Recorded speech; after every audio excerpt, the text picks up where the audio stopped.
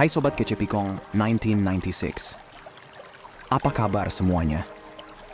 Kita cuma selesaikan masalah kecil di sini, masalah kecil di sana, tapi nggak selesai-selesai. Kapan menurutmu saatnya move on? Nah, itulah yang bakal kita bahas hari ini. Gimana caranya tahu bahwa ini saatnya buat move on? Faktanya, ini susah banget buat banyak orang. Banyak yang sekarang ada dalam hubungan yang sebenarnya nggak cocok, yang seharusnya nggak pernah ada di situ. Oke, mungkin kita juga termasuk. Dan yang jadi masalah, kita jadi terlalu terikat sama orang lain. Dan setelah kita habiskan waktu dan tenaga, rasanya sulit banget buat ninggalin. Padahal sebenarnya, mungkin sudah saatnya kita lepas dari itu, oke?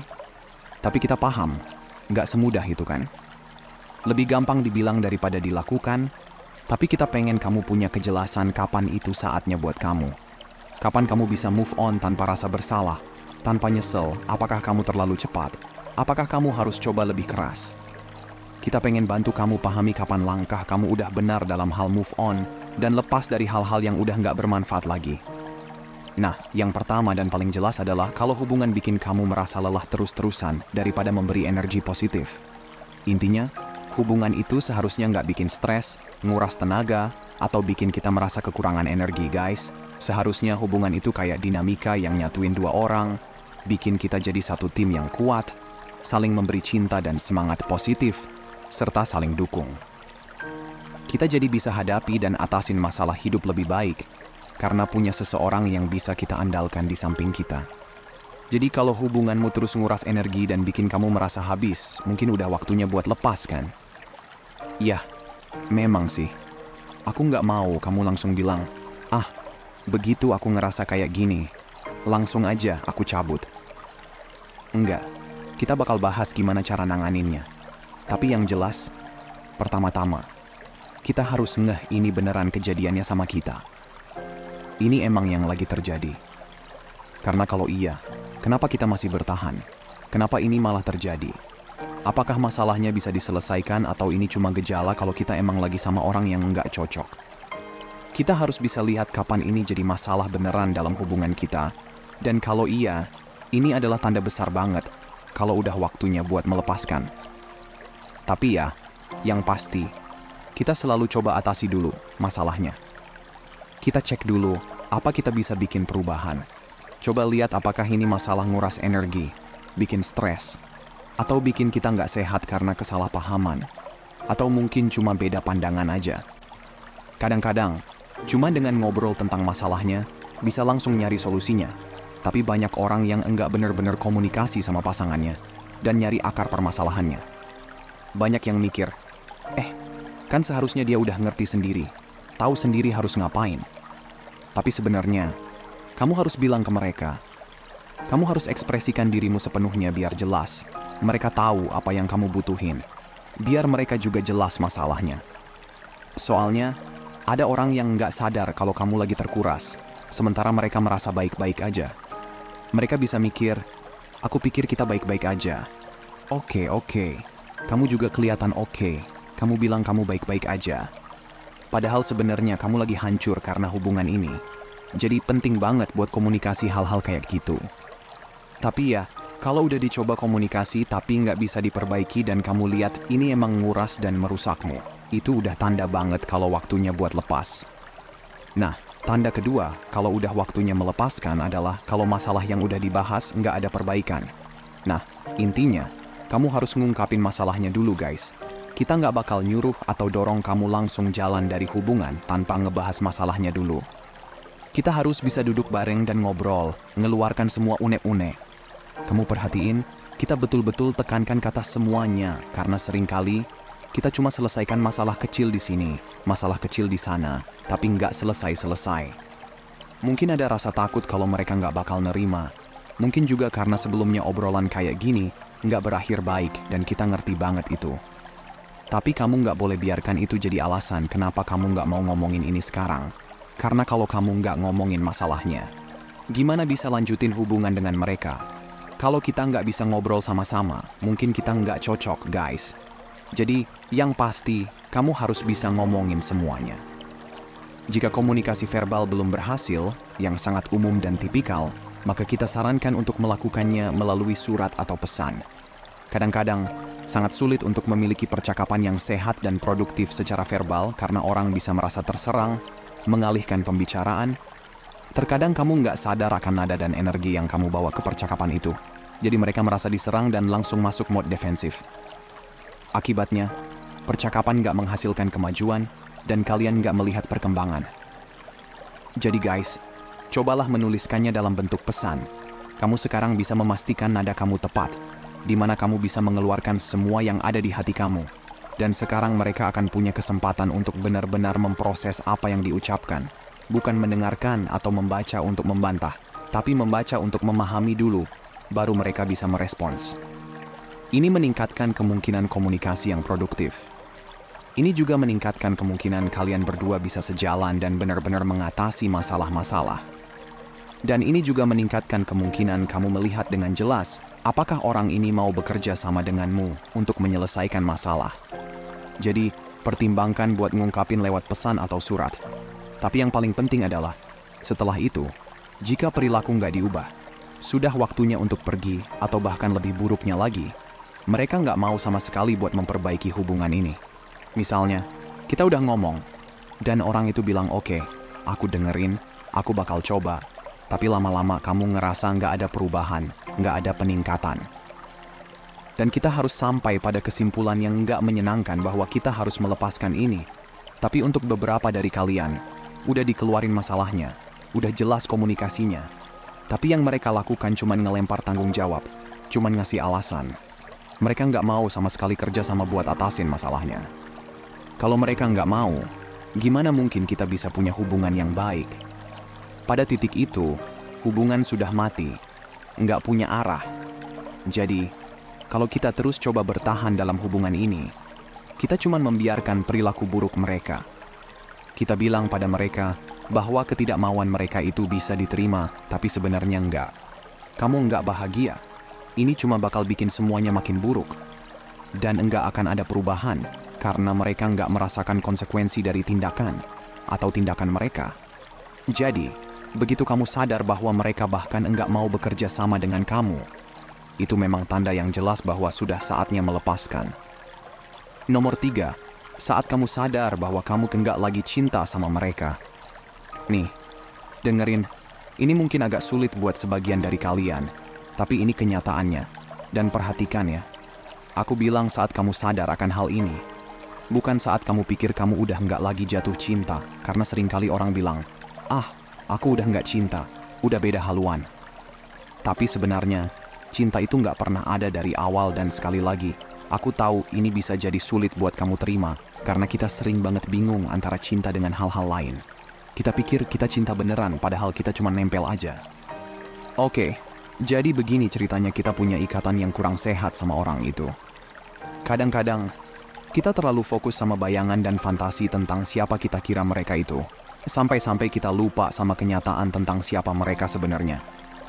Tapi pas udah jelas banget, pas udah kita terima kenyataannya, baru kita sadar bahwa kita nggak lagi kayak dulu, kita nggak lagi cinta sama mereka. Sebenarnya, dari awal kita juga nggak benar-benar cinta mereka.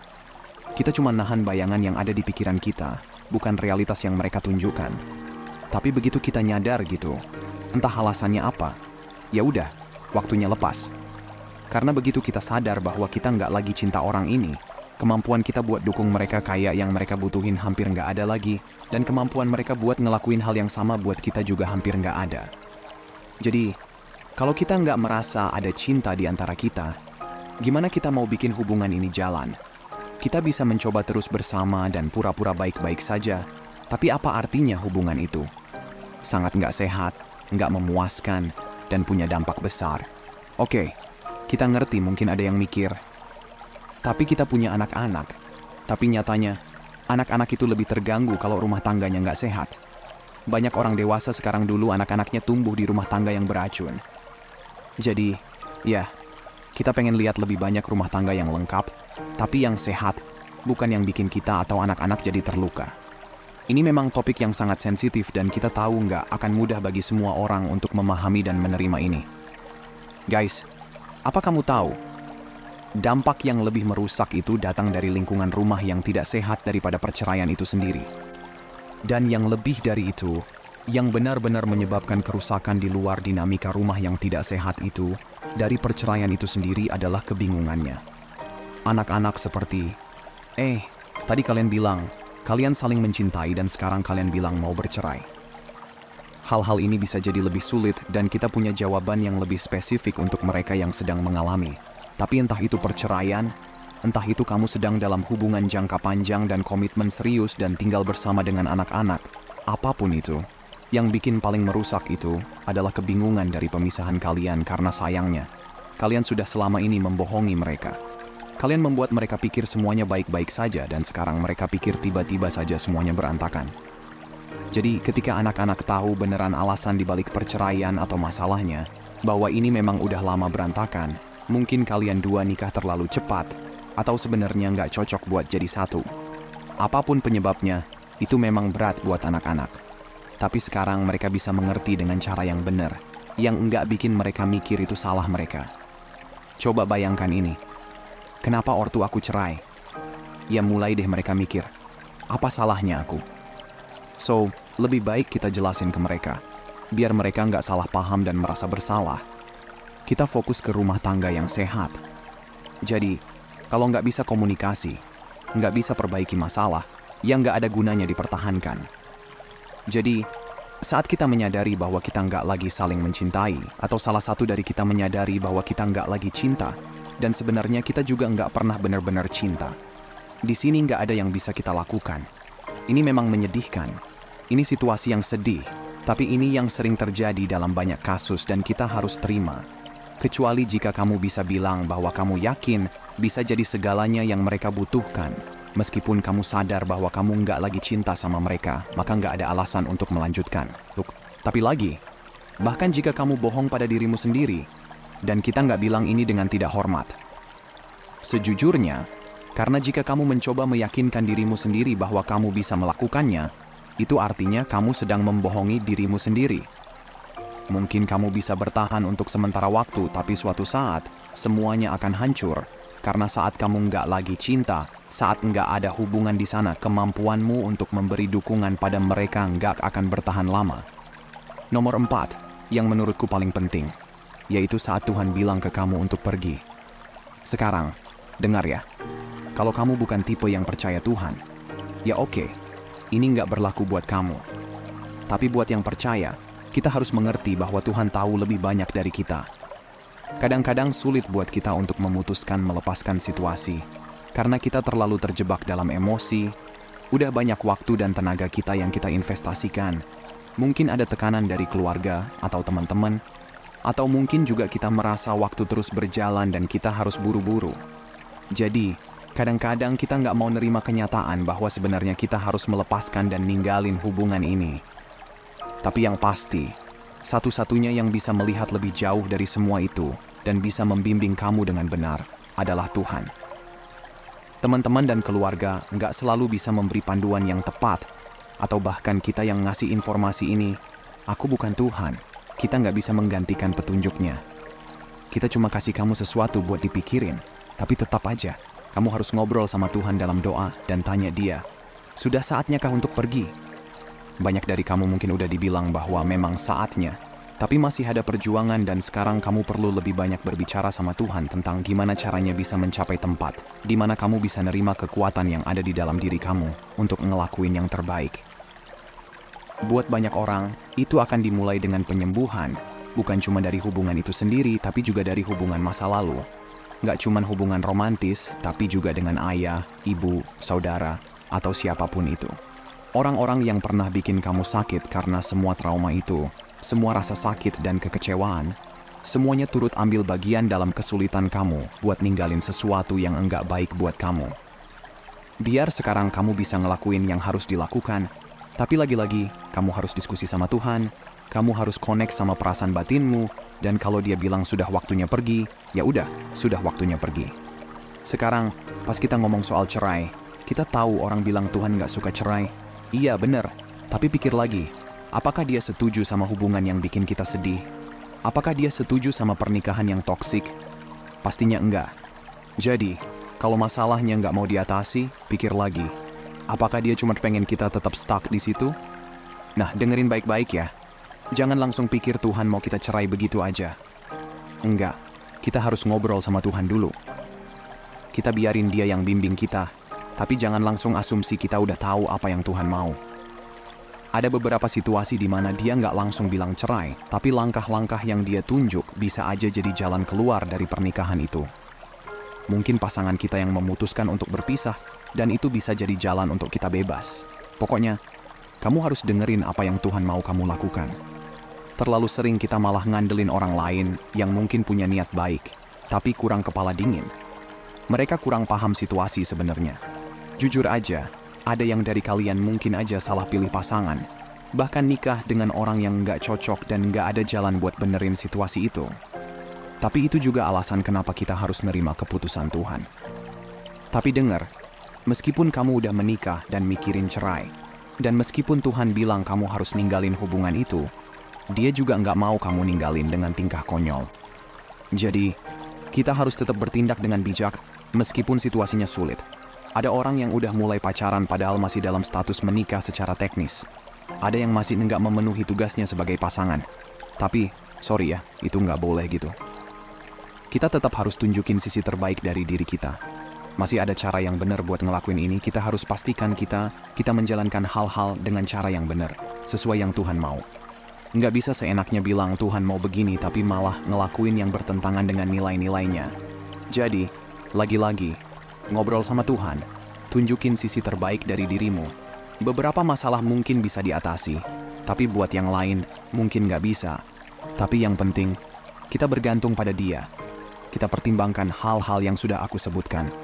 Dan begitulah cara kita tahu kapan waktunya pergi. Yo guys, kita tahu video ini bisa bikin kalian mikir-mikir dan ada yang setuju, ada yang enggak. Oke aja ya kan? Kamu bisa share pendapat di komen ya. Tapi kita benar-benar percaya hal-hal ini penting buat dipikirin sebelum nentuin kapan harus melepaskan. Kita berharap kalian semua bisa dapetin yang terbaik buat diri sendiri. Buat yang hubungannya masih bisa diselamatkan, semoga bisa diperbaiki dan komunikasinya lancar. Buat yang emang harus move on, semoga dapat keberanian buat maju dan nikmatin hidup yang emang buat kalian. Kalau kalian suka video ini, jangan lupa komen, like, share, dan subscribe ya. Kita harap bisa ketemu lagi di video berikutnya. Ya udah teman-teman, itu aja nih yang bisa kita bagiin buat video kali ini. Kalau kalian suka atau ngerasa bermanfaat, jangan lupa kasih jempol ke atas dan subscribe. Drop pendapat kalian di komentar. Makasih udah nonton ya, dan sampai jumpa di video berikutnya teman-teman.